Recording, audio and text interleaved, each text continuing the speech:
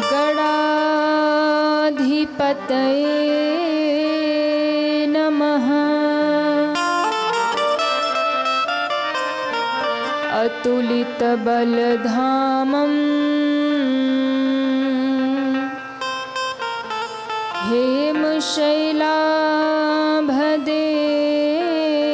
हेमशैलाभदेहम् द्वनुजवन कृशानुं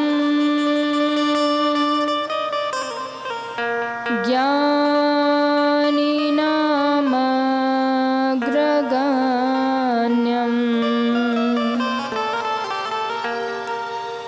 सकलगुणनिधानम्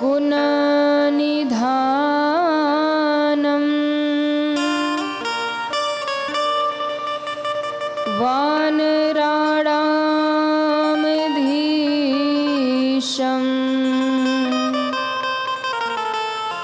रघुपति प्रियभक्तं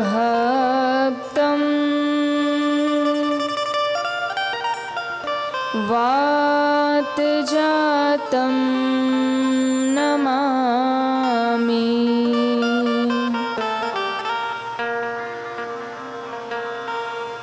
लोकाभिरामं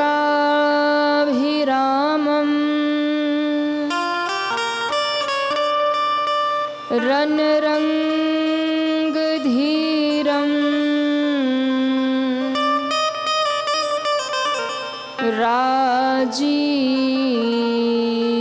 राजीवनेत्रं रघुवंशनाथं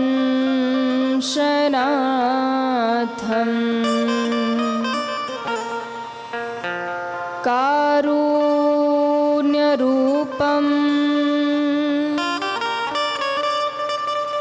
करुणाकरन्तं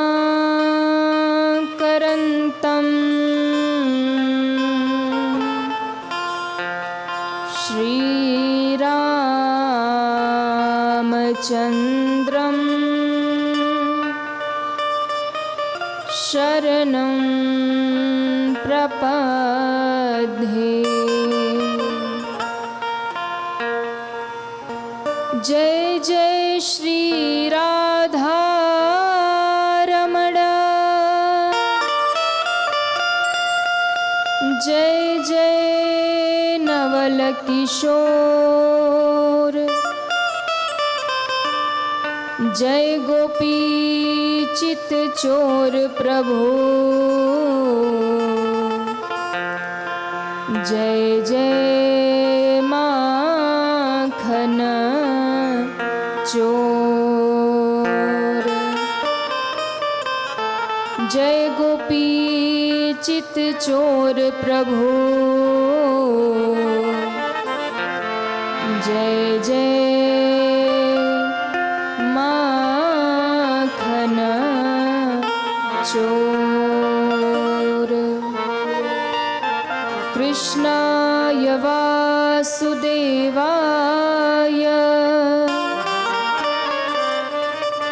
देवकी नंदनाय च नन्दगोपकुमाराय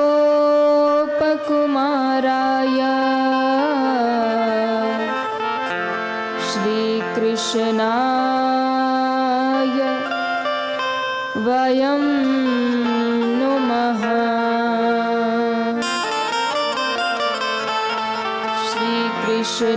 श्रीकृष्णाय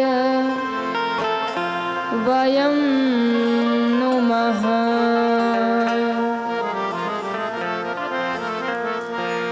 आइए हनुमंत विराजिए,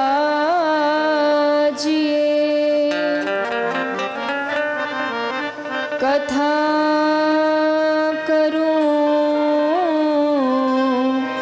आरंभ, प्रेम सहित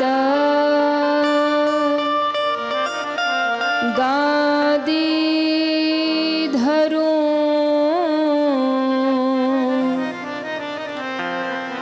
पधारिए वीर हनुमंत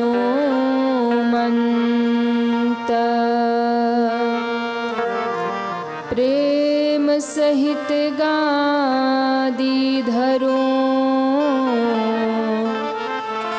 पधारिए वीर हनुमंत।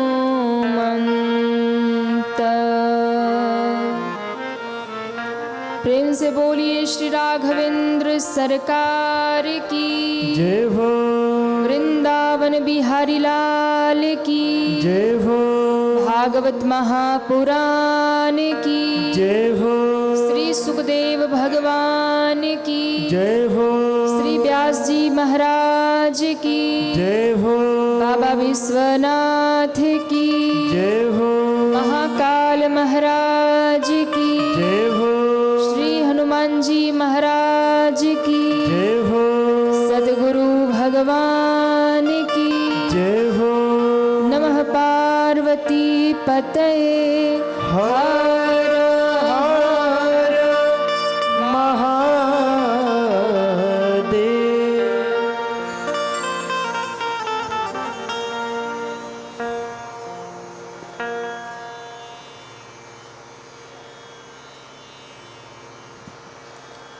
परम मंगलमय परात्पर अखिलेश्वर अकारण करुणा वरुणालय भक्तवांशा कल्पतरु भगवान श्री सीताराम जी महाराज श्री राधा माधव सरकार एवं उनका ही दिव्यवांगमय स्वरूप श्रीमद् भागवत महापुराण की परम पावनी कथा को बारंबार प्रणाम वंदन करते हुए परम अनंत संत वीर बलवंत भक्त शिरोमणि श्री हनुमान जी महाराज के पावन चरणों में बारंबार वंदन करते हुए पूज्य श्री सद्गुरु देव जी महाराज के चरणों में बारंबार प्रणाम वंदन करते हुए कथा प्रांगण में विराजमान भक्ति शक्ति स्वरूपा माताएं बहनें भाई लोग एवं उपस्थित समस्त भगवत कथा अनुरागी श्रद्धालु श्रोता भक्तजन आप सभी को व्यासपीठ की ओर से बहुत बहुत साधुवाद देते हुए सिय राम मैं सब जग जानी करहूँ प्रणाम जो रिजुक पानी के पावन भाव से आप सभी के हृदय में विराजमान अपने आराध्य श्री भगवान को बारंबार प्रणाम वंदन करते हुए जिनके माध्यम से इस सारंगपुर की पावन धरती पर लगातार 11 वर्षों तक श्रीमद् भागवत की कथा गंगा प्रवाहित होती रही और इस वर्ष 11वें वर्ष में हम सभी प्रवेश कर रहे हैं और ये कथा निरंतर विश्राम की ओर अग्रसर हो रही है।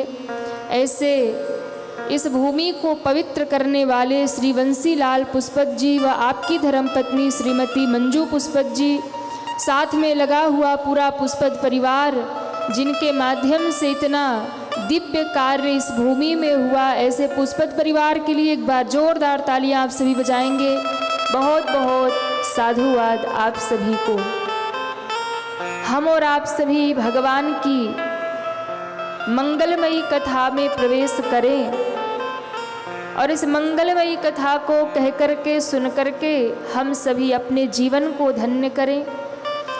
उससे पूर्व बड़े प्रेम के साथ में हम और आप सभी भगवत नाम कीर्तन गाएंगे। तत्पश्चात भगवान की कथा में प्रवेश करेंगे। उससे पूर्व सभी हमारे साथ बड़े प्रेम से तालियां बजाते हुए गाएं। जय जय राधा रमण हरि बोल रे, जय जय राधा रमण हरि बोल रे, जय जय राधा रमण हरि बोल रे,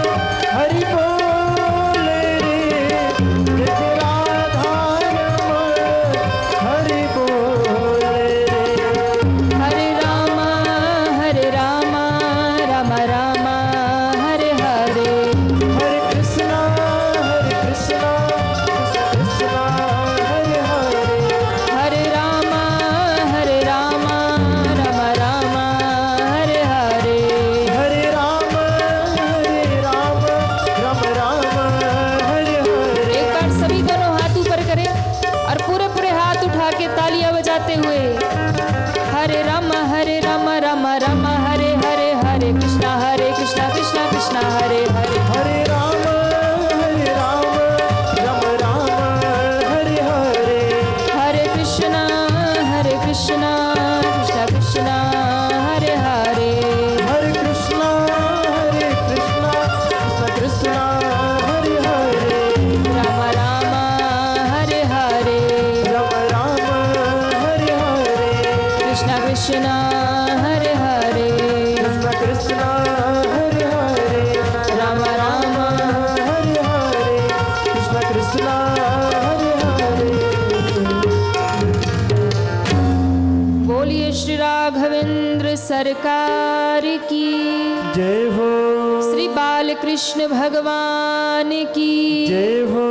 जय जय श्री राधे जय जय श्री राधे जय जय श्री राधे श्याम।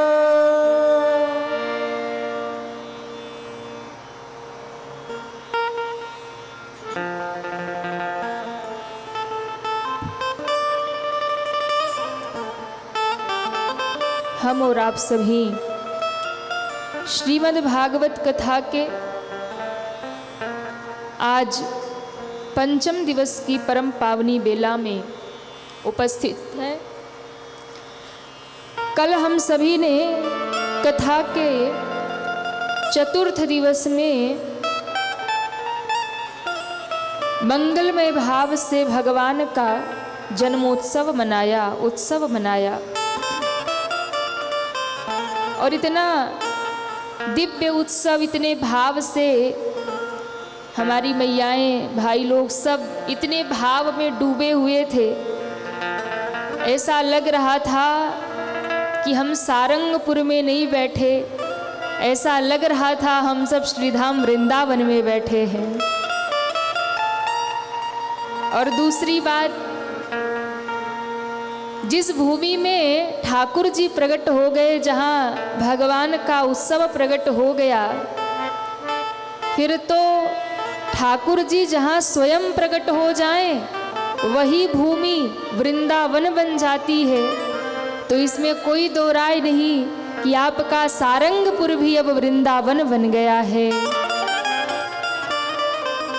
क्योंकि नित्य यहाँ ठाकुर की कथा चल रही है, लीला चल रही है, दर्शन हो रहा, श्रवण हो रहा, कीर्तन हो रहा। और जिस भूमि में ये सब उपस्थित हो जाएं तो भगवान कहाँ दूर रहने वाले, भगवान भी उपस्थित हो जाते हैं।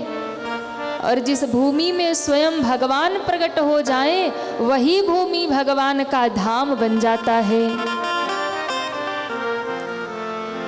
वृंदावन की महिमा तो है, अयोध्या की महिमा है, लेकिन सज्जनों, यदि आपने भगवान से प्रेम कर लिया और भगवान को अपना बना लिया, तो जहाँ बैठकर आप उन्हें याद करेंगे, जहाँ बैठकर आप उनका दर्शन करेंगे, वो भले ही आपका घर हो, आपका आंगन हो, वो आंगन ही वृंदावन बन जाएगा। आपका आंगन ही अयोध्या धाम बन जाएगा, आपका आंगन ही वृंदावन धाम बन जाएगा। बस हृदय में सच्चा प्रेम होना चाहिए। भगवान जेल में प्रकट हुए, कारागार में, कंस के कारागार में, आधी रात में, भादों की रात में, अष्टमी की तिथि में, बुधवार के दिन भगवान प्रकट होते हैं। बुध युक्त अष्टमी की तिथि में भगवान प्रकट हुए। और देखिए, ऐसा नहीं कि राम जी त्रेता में ही आ सकते हैं, ऐसा नहीं कि कन्हैया द्वापर में ही आ सकते हैं, वो हमारे भी आंगन में आ जाएंगे, वो हमारे भी घर में आ जाएंगे, आ सकते हैं, आना चाहते हैं। भगवान तो लालायित रहते हैं, तत्पर रहते हैं इस भारत की भूमि में प्रकट होने के लिए, आने के लिए। पर ठाकुर जी कहते हैं, जाऊंगा कहाँ? क्यों? आज तो कोई दशरथ और कौशल्या मिलते ही नहीं है। जाऊंगा कहाँ, आज तो कोई नंद यशोदा मिलते ही नहीं है महाराज। इसलिए भगवान तो आने के लिए तत्पर है, भगवान तो आना चाहते हैं, पर अंतर इतना है कि कोई नंद और यशोदा बन जाए तो वो कन्हैया उसके आंगन में प्रकट हो जाए। कोई देवकी वसुदेव बन जाए, कोई दशरथ और कौशल्या बन जाए तो उसके आंगन में ही राम प्रकट हो जाए महाराज। पर मिले तो सही, कोई दशरथ बने, कोई कौशल्या बने, कोई नंद यशोदा बने। क्यों नहीं आएंगे ठाकुर जी, आज भी आएंगे, पर हम बन के तो दिखाएं। इसलिए उनकी करुणा में कोई कमी है नहीं। कोई कहता है भगवान कृपा नहीं करते, कृपा, अरे क्यों कृपा नहीं करते? वो तो करुणा सागर है, वो करुणा सिंधु है, बरसा रहे हैं कृपा। हर मिनट कृपा बरस रही है, हर क्षण कृपा बरस रही है। उस कृपा का अनुभव करने वाला होना चाहिए। हर समय कृपा बरस रही है, वो तत्पर है, लेकिन हम अपनी ओर नहीं देखते, हम भगवान को ही दोष देते, भगवान कृपा नहीं करते, भगवान कृपा नहीं करते। अरे वो तत्पर है कृपा करने के लिए। उनकी करुणा में कोई कमी है नहीं, पात्रता में हमारे कमी रह गई। उनकी करुणा में कोई कमी है नहीं, उनकी करुणा में कोई कमी है नहीं, पात्रता में हमारी कमी रह गई, पात्रता में हमारे कमी रह गई। उनकी करुणा में कोई कमी है नहीं, उनकी करुणा में कोई कमी है नहीं, पात्रता में हमारे कमी रह गई। पात्रता में हमारे कमी रह गई। उनकी क्षमता में कोई कमी है नहीं, उनकी समता में कोई कमी है नहीं, योग्यता में हमारे कमी रह गई, योग्यता में हमारे कमी रह गई, योग्यता में हमारे कमी रह गई। योग्यता में हमारे कमी रह गई, पात्रता में हमारे कमी रह गई। उनकी समता में कोई कमी है नहीं, पात्रता में हमारे कमी रह गई। तो भगवान की कृपा में, भगवान की करुणा में कोई कमी नहीं है। वो आज भी हमें मिल जाएं, वो आज भी आना चाहते हैं, पर कोई बुलाने वाला तो चाहिए। बिना बुलाए तो हम पड़ोसियों के घर भी नहीं जाते हैं, बिना बुलाए तो हम रिश्तेदारों के घर भी नहीं जाते, कितना भी अपना खास हो। और निमंत्रण ना दे तो भूल जाए बेचारा, निमंत्रण ना दे तो। अच्छा, कई लोगों को बड़ा वो होता है, आप फोन कर दो, अरे भैया मुंह पे क्या कहेंगे, हम तो आपके अपने हैं, हमको नहीं कहते तो भी हम आ जाते, हम तो बिना बुलाए आ जाएंगे।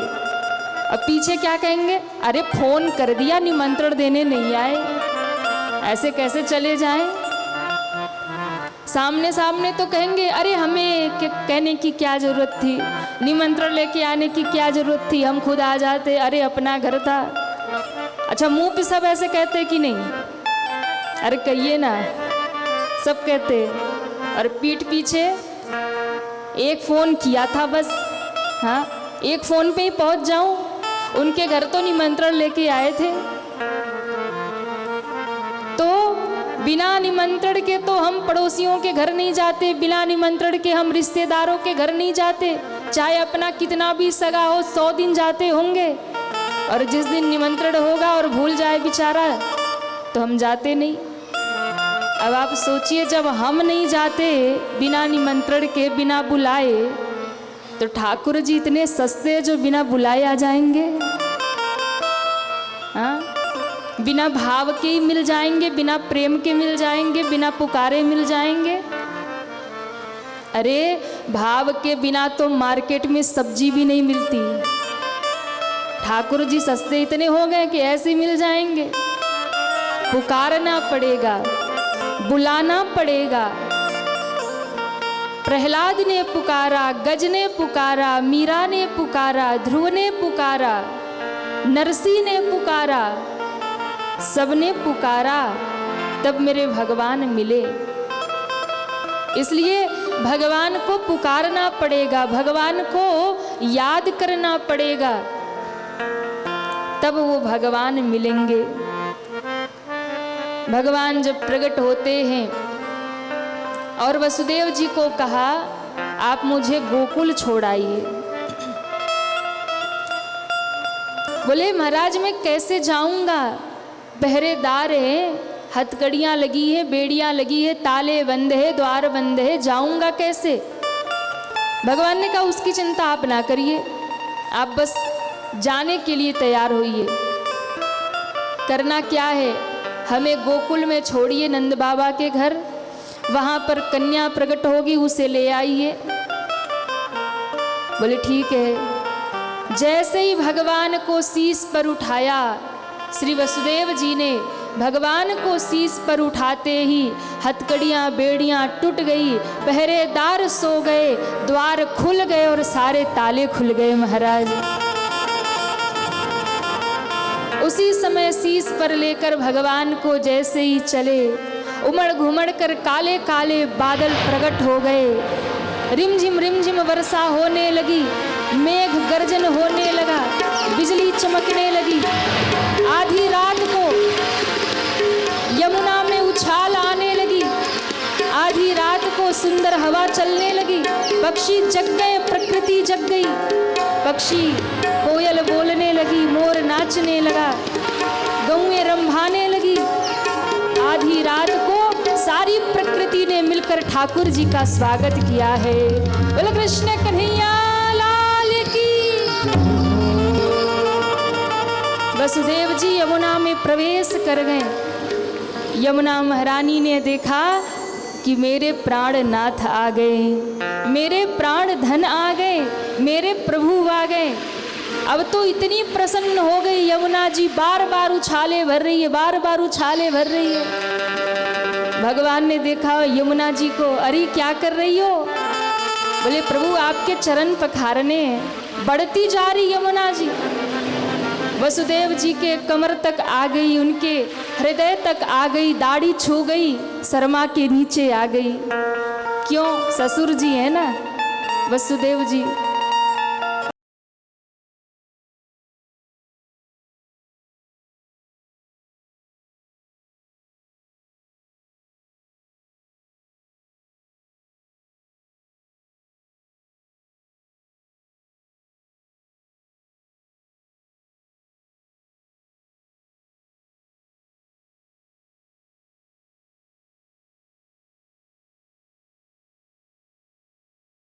किया, फिर नीचे हो गई।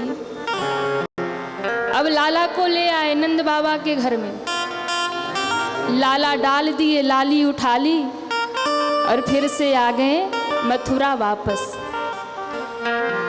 जैसे ही मथुरा वापस आए, फिर से हथकड़ियाँ बेड़ियाँ लग गई, द्वार बंद हो गए, पहरेदार जग गए। अब आप सोचिए, भगवान को शीश पर उठाया तो सब हथकड़ी बेड़ी खुल गई थी, और जब योग माया को उठाया तो सारी बेड़ियां लग गई। मतलब सीधा सा है, भगवान को यदि जीवन में चुनेंगे तो सारे मार्ग खुल जाएंगे। और ये कन्या कौन है? तो कन्या माया है। यदि आप माया का चुनाव करेंगे, माया को शीश पे धारण करेंगे, दुनियादारी में पड़े रहेंगे, दुनिया को ही शीश पे रखेंगे, तो महाराज माया क्या है? ये मेरा वो मेरा, जो इसी चक्कर में फंसे यही माया है। तो जो माया को शीश पे चढ़ा के रहेंगे उनके लिए सारे मुक्ति के द्वार बंद हो जाएंगे, मोह माया की हथकड़ियाँ और बेड़ियाँ लग जाएंगी और वो कुछ नहीं कर पाएगा। लेकिन जो माया छोड़कर मायापति को शीश पर उठा लेगा, उसकी हथकड़ियाँ बेड़ियाँ भी खुल जाएंगी और उसके मुक्ति के द्वार भी खुल जाएंगे। इसलिए भगवान जीवन में जब आते हैं तो उत्सव होता है, भगवान जीवन में जब आते हैं तो आनंद होता है। और माया जीवन में जब आती है तो रुदन होता है। माया जब जीवन में आती है तो रुलाती है। अच्छा आप बताइए, दुनिया के चक्कर में पड़ते हैं तो रोना पड़ता है कि नहीं? दुनिया तो रुलाती ही है, माया के चक्कर में पड़ेंगे तो रोना पड़ेगा। माया जहाँ रहेगी वहाँ रुदन होगा और ईश्वर जहाँ रहेंगे, भगवान जहाँ रहेंगे वहाँ आनंद ही आनंद रहेगा। आप देखो 5 दिनों से क्या आनंद बरस रहा है, कितना आनंद बरस रहा है महाराज। और जैसे ही दुनिया में जाएंगे वैसे ही हाय हाय शुरू हो जाएगा। हाँ, दुनिया से दूर हटके जब भगवान के चरणों में आते हैं तो हरि हरि करते हैं, और जब हरि के चरणों से दूर हो जाते हैं तो हाय हाय करते हैं।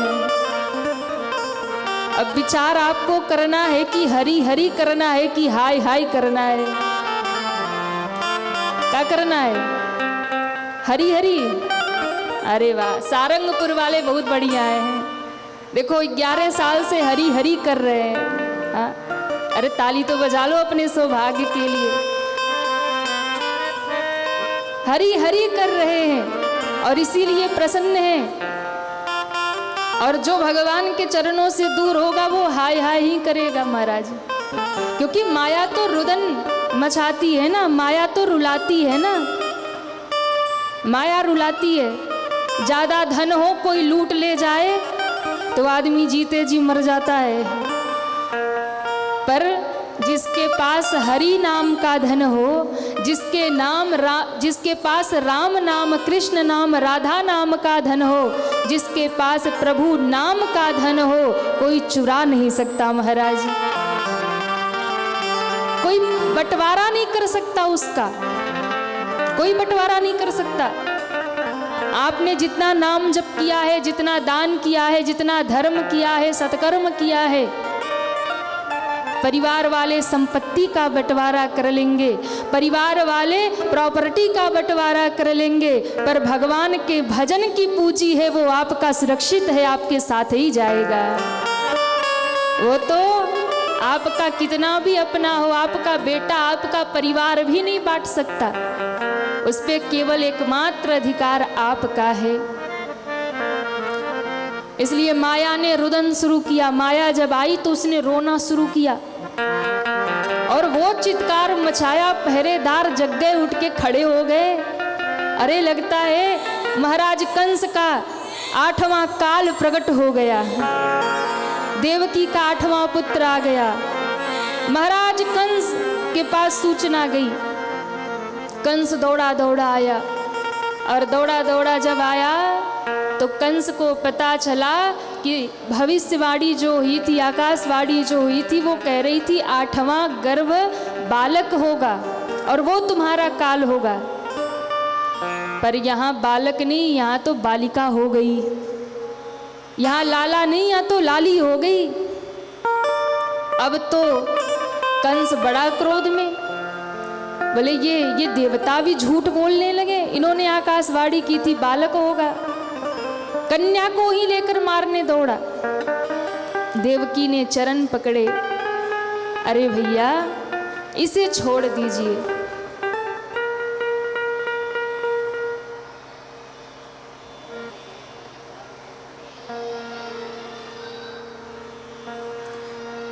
जैसे ही मारने दौड़ा तो महाराज देवकी ने पांव पकड़े। अरे भैया इसको छोड़ दीजिए। क्यों? आपको तो जो मारने वाला होगा वो पुत्र होगा, पर ये तो कन्या है, ये तो बिचारी अबला है, नारी है, इससे आपको क्या भय? आप तो बड़े बलवान हैं, आपको इससे क्या भय? इसको छोड़ दीजिए। कंस तो कंस ठहरा, बोले नहीं, मैं जानता हूं विष्णु की माया बड़ा छलिया है, और जब जब उसे छल करना होता है ना, तब तब वो कन्या ही बन जाता है, एक नारी बन जाता है, स्त्री बन जाता है। जब अमृत के बंटवारे का समय था, तो अमृत के बंटवारे के समय भी वो छलिया विष्णु एक नारी बन के आया था, मोहिनी बन करके आया था। और कितना छल किया दैत्यों को महाराज उसने, मदिरा पिला करके, और देवताओं को अमृत दे दिया। इसलिए अब मैं इसमें फंसने वाला नहीं। अब तो मैं जान गया वो विष्णु रूप बदल करके, छल करके नारी बन के आया है, कि इस बार बच जाऊंगा, पर मैं नहीं छोड़ूंगा। देवकी रोती रही, लेकर दौड़ा है उस कन्या को, और जैसे ही मारने के लिए एक शिला पर प्रहार करने के लिए उठाया, वो कन्या हाथ से छूटी है, आकाश में अष्टभुजा महारानी प्रकट हो गई है। बोल अष्टभुजा महारानी की जय हो। प्रकट हो गई और कहा, अरे कंस तू मुझे मारेगा, अपना बचाव कर ले, क्योंकि तुझे मारने वाला गोकुल में पलना झूल रहा। जैसे उस कन्या ने कहा, कह के अंतर ध्यान हुई, कंस आश्चर्य में पड़ गया, ये हुआ क्या? योग माया को भगवान ने कहा था, तुम मेरी बहन बन के आना, तुम मेरी इस लीला में सहायता करना। देवकी के घर मैं आऊंगा, यशोदा की गोद में तुम आना, फिर क्या होगा? फिर हम दोनों तबादला कर लेंगे। तुम मथुरा आ जाना, मैं गोकुल चला जाऊंगा। फिर उसके बाद क्या होगा? बोले जब कंस तुम्हें मारने दौड़े तो तुम अष्टभुजा रूप में वहां प्रकट हो जाना, और फिर जाकर के विंध्य पर्वत पर विंध्याचल में विराजमान हो जाना। कितने लोग इस बात को जानते हैं कि विंध्याचल में भगवान कृष्ण की बहन रहती हैं? बहुत लोग नहीं जानते। कितने लोग दर्शन कर आए हैं?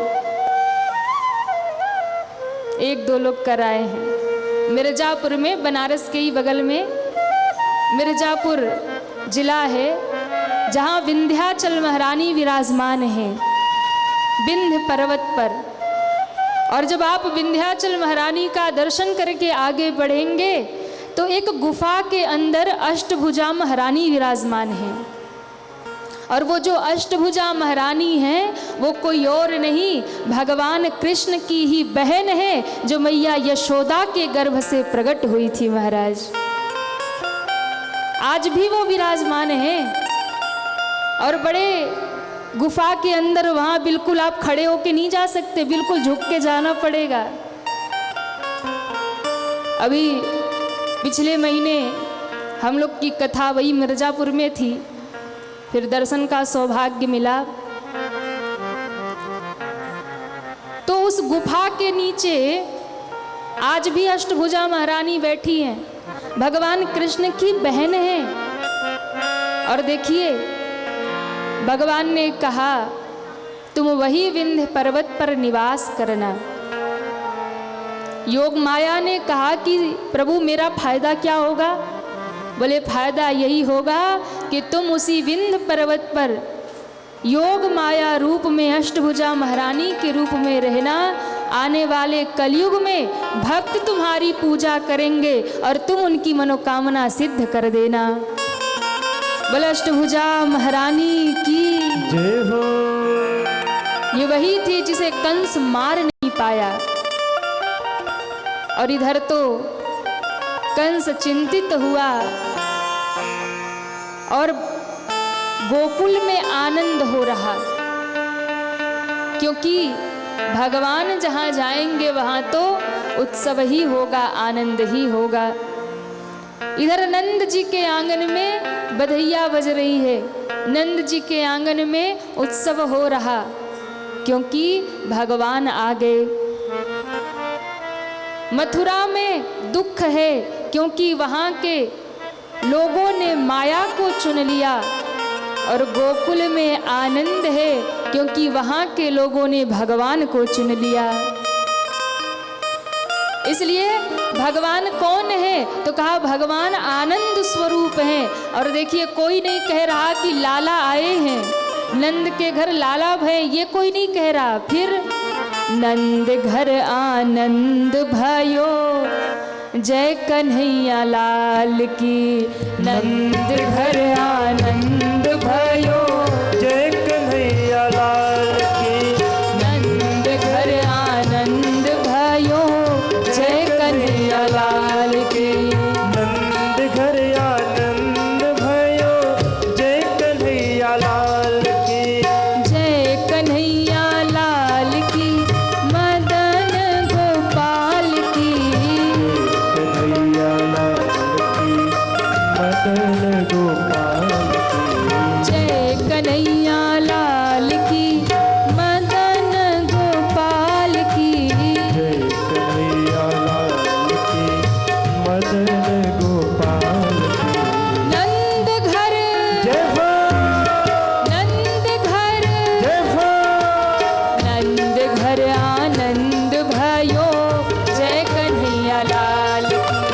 नंद घर आनंद भयो, जय कन्हैया लाल। कितने लोगों को आनंद हो रहा, दोनों हाथ ऊपर करिए और तालियां बजाते हुए जय हो।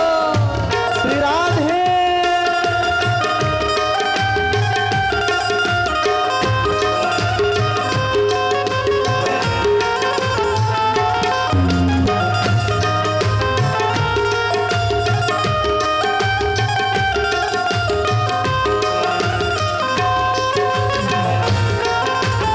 बोले कृष्ण कन्हैया लाल की। जय हो।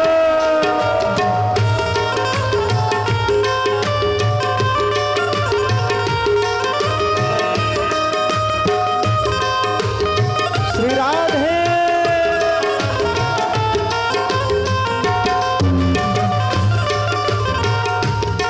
और जय कन्हैया लाल की, मदन गोपाल की। कन्हैया लाल की, मदन गोपाल की। ये लाइन आप लोगों को गाना है, इधर कोई नहीं गाएगा। आप लोगों की आवाज ठाकुर जी तक पहुंचनी चाहिए। दोनों हाथ ऊपर करिए और तालियां बजाते हुए जय कन्हैया लाल की, मदन गोपाल की। जय।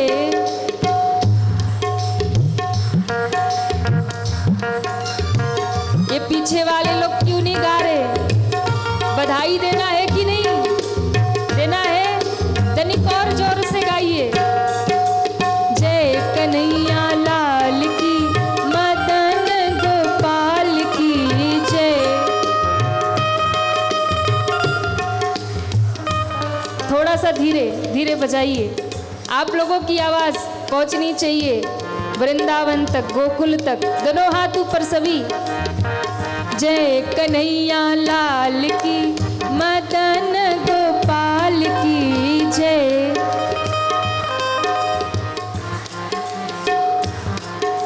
नंद घर आनंद भयो, नंद घर। इधर भाइयों की आवाज नहीं आ रही, आप लोग भी गाइए जरा जम के। जय कन्हैया लाल की, मदन गोपाल की। जय।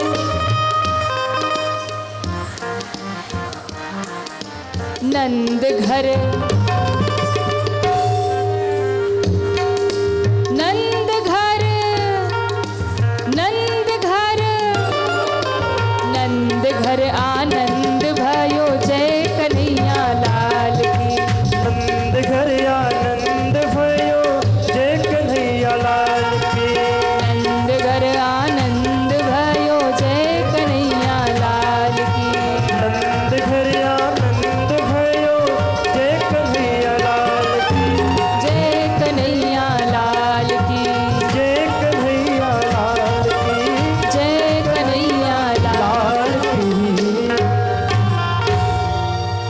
जय कन्हैया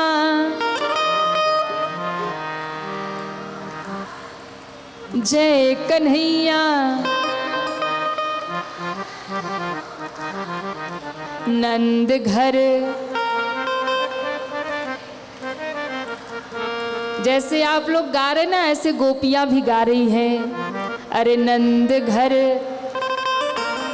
जय कन्हैया। सब गोपियां गा रही हैं, नाच रही हैं, ग्वाल बाल नाच रहे हैं और गा रहे हैं। क्या हुआ क्या हुआ? बोले नंद जी के घर आनंद हो गया। अब महाराज नंद जी के घर आनंद हो रहा, सब नाच रहे हैं, सब गा रहे। इतने में महाराज कंस ने अपनी बहन पूतना को भेज दिया। किसको भेज दिया? अरे कहिए ना, पूतना को। पूतना मौसी आ गई। अब ठाकुर जी की मौसी ही तो है, कंस की बहन है तो ठाकुर जी की मौसी है। तो पूतना मौसी आ गई। क्यों? कालकुट विष पिला के लाला को समाप्त कर दूंगी। और महाराज इतना सुंदर बन ठन के सज धज के आई, ऐसी रूपवती बन के आई।